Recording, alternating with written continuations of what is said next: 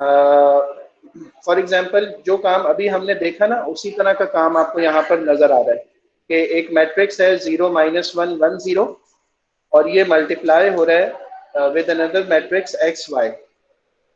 तो यहाँ पर आप देख सकते हैं कि इसी तरह का जो काम है ना वो आपको होता हुआ नजर आएगा। यानी आपके पास एक मैट्रिक्स प्री मल्टीप्लाई हो रहा है विद अ कॉलम मैट्रिक्स। तो इसमें जब ये मल्टीप्लिकेशन हमने परफॉर्म कर ली तो एक्स वाई ओरिजिनल मैट्रिक्स था, वो -y और x में चेंज हो गया। सही है? ये आपको क्लियर हो रहा है ना कि ये किस तरह से चेंज हो रहा है जी? एक्स वाई ओरिजिनल मैट्रिक्स था ना, उसको आपने 0 -1 1 0 एक ट्रांसफॉर्मेशन है उससे मल्टीप्लाई कर लिया। मल्टीप्लाई करने पर वो मैट्रिक्स चेंज हो रहा है और वो चेंज होकर क्या बन रहा है -y x। ठीक है, -y और x बन रहा है।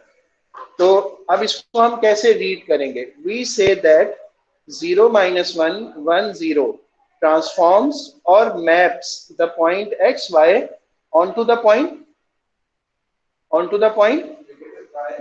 -y x। ठीक है, ये बहुत इंपॉर्टेंट था, इसको ना हमें अच्छी तरह से याद रखना है कि इसको हमें रीड किस तरह से करना है। सही है? तो इस वर्डिंग को या इस एक्सप्रेशन को हमें अच्छी तरह से याद रखना है। वी से दैट 0 -1 1 0 ट्रांसफॉर्म्स और maps the point XY onto the point -y and x। Thus, any 2 by 2 matrix can be regarded as representing a geometrical transformation। ये भी बहुत इंपॉर्टेंट है। Any 2 by 2 matrix can be regarded as representing a geometrical transformation। तो 2 by 2 का matrix आपके पास होगा, उसके जरिए से आप किसी भी ट्रांसफॉर्मेशन को रिप्रेजेंट कर सकते हैं। और कुछ कॉमन ट्रांसफॉर्मेशन मैट्रिसेस जो है ना वो हमें याद भी करने होंगे, जो कि अभी मैं आपको थोड़ी देर में बताऊंगा। वो मल्टीप्लाई होके आ रहा है, मैं यहाँ पे मल्टीप्लाई करूं, उसके लिए फिर वो ट्रांसफॉर्मेशन मैट्रिक्स अलग होगा। अभी जी हो सकता है, देखें ये ट्रांसफॉर्म हो रहा है ना, चेंज हो रहा है, तो वो चेंजिंग किसी तरह की भी हो सकती है। वो डिपेंड करेगा कि आपने शुरू में जो 2 by 2 का मैट्रिक्स लिखा है वो कैसा है, उसका इफेक्ट आएगा फिर इसके ऊपर। सही? तो अब वर्क एग्जांपल 5 देखते हैं। Finding image points with transformation matrix. आपको पॉइंट्स दिए हुए होंगे, आपने उनके इमेज पॉइंट्स फाइंड करने हैं यूजिंग ट्रांसफॉर्मेशन मैट्रिक्स। क्वेश्चन किस तरह से आएगा? ABC तीनों के कोऑर्डिनेट्स आपके पास हैं। These are the vertices of a triangle. Plot these points on a diagram। तो पहले आपने इनकी प्लॉटिंग कर ली, वो प्लॉटिंग आपको यहाँ नजर आ रही है, A31 B63 and C48। Next आपको क्या करना है? Pre multiply the points by matrix -1 0 0 1। ठीक है, अब आपने इसको इस तरह से मल्टीप्लाई करना है to obtain the images A dash B dash and C dash. जब आप इस मैट्रिक्स से हर पॉइंट को मल्टीप्लाई करेंगे तो आपके पास 3 अलग मैट्रिक्स आ जाएंगे जो कि ABC की इमेजेस होंगी अंडर दिस ट्रांसफॉर्मेशन। ओके, फिर आपने क्या करना है? अब जो नए पॉइंट्स आपके पास आए या ट्रांसफॉर्म पॉइंट्स आए, plot these images on the same diagram. In points को भी उसी सेम डायग्राम पे प्लॉट करें and deduce the transformation represented by this matrix.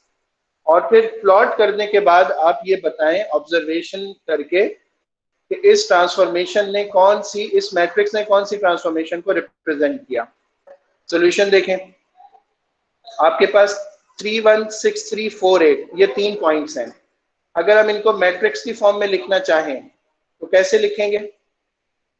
हम इसको लिखेंगे, पहला पॉइंट बनेगा 3 1, सेकंड पॉइंट क्या बनेगा 6 3, और लास्ट पॉइंट क्या बन रहा होगा जी 4 8। इस तरह से हमारे पास 3 पॉइंट्स बन जाएंगे। ओके। अच्छा, अब हमने क्या करना है, इनको प्री मल्टीप्लाई करना है। प्री मल्टीप्लाई का मतलब है ट्रांसफॉर्मेशन मैट्रिक्स को आप पहले लिखेंगे। आपने 3 1 से पहले ट्रांसफॉर्मेशन मैट्रिक्स लिख के मल्टीप्लाई कर लिया, -3 1 आंसर आ गया। दूसरे के साथ भी आपने प्री मल्टीप्लाई किया, -6 3 आ गया। और तीसरे के साथ भी मल्टीप्लाई किया तो -4 8 आ गया। क्या चेंजिंग आपको नजर आ रही है इन नए पॉइंट्स में और पुराने पॉइंट्स में?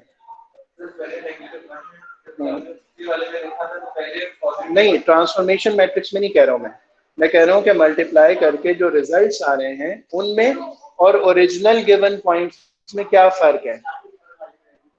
सबके एक्स कोऑर्डिनेट्स चेंज हो गए। तीनों पॉजिटिव थे, तीनों क्या हो गए? और अगर तीनों पहले से नेगेटिव होते तो अंडर दिस ट्रांसफॉर्मेशन वो तीनों के तीनों, तो एक्स कोऑर्डिनेट्स की साइंस चेंज हो रही हैं, वाई कोऑर्डिनेट पे कोई फर्क नहीं आ रहा। अच्छा, अब जरा देखिए कि हुआ क्या यहाँ पर। ठीक है, यानी जब आपने ये ट्रांसफॉर्मेशन से गुजार कर आपने इनको प्लॉट किया तो प्लॉटिंग में आपको क्या फर्क नजर आ रहा है या क्या ऑब्जर्वेशन है वो जरा देखते हैं। तो देखिए, ये ओरिजिनल फिगर है हमारी ABC, और उसके बाद हमने 3 1 के साथ -3 1, 6 3 के साथ -6 3 और 4 8 के साथ -4 8 को प्लॉट कर दिया है। तो अब इन दोनों फिगर्स को देख के आपको क्या नजर आ रहा है, क्या हो रहा है यहाँ पर?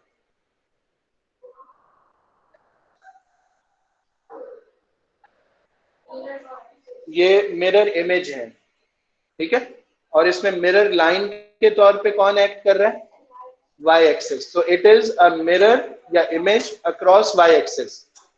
सेम ट्राइंगल जो ओरिजिनल थी उसकी इमेज आपको अक्रॉस y एक्सिस नजर आ रही है। तो इसका मतलब है ये जो गिवन मैट्रिक्स है ये कौन सी ट्रांसफॉर्मेशन है? ये है रिफ्लेक्शन अक्रॉस y एक्सिस। ये है रिफ्लेक्शन अक्रॉस, थोड़ी देर पहले हमने जो एग्जांपल देखी थी वो रिफ्लेक्शन अक्रॉस, ये रिफ्लेक्शन अक्रॉस y एक्सिस है। रिफ्लेक्शन में याद रखें साइज या जो एरिया ऑफ द फिगर है ना वो चेंज नहीं होता, शेप और size of the image same रहता है, बस उसकी एक इमेज बन जाती है, उसका एक रिफ्लेक्शन बन जाता है। और रिफ्लेक्शन किसके अक्रॉस बनेगा? दरम्यान में कोई मिरर लाइन होती है जिसके अक्रॉस बनता है, इस केस में वो y एक्सिस है। तो इन्होंने डिस्क्राइब किया कि an examination of triangles ABC and A', B', C' shows that triangle A', B', C' is the reflection of triangle ABC in the y-axis. Hence, the matrix represent reflection in the y-axis. यहाँ तक clear है? कोई question तो नहीं है? अब आप ऐसा करें, अपने ग्राफ पेपर्स निकालें और उस पर प्रैक्टिस नाउ 5 का क्वेश्चन आपने ट्राई करना है। जल्दी से करें इसे कंप्लीट।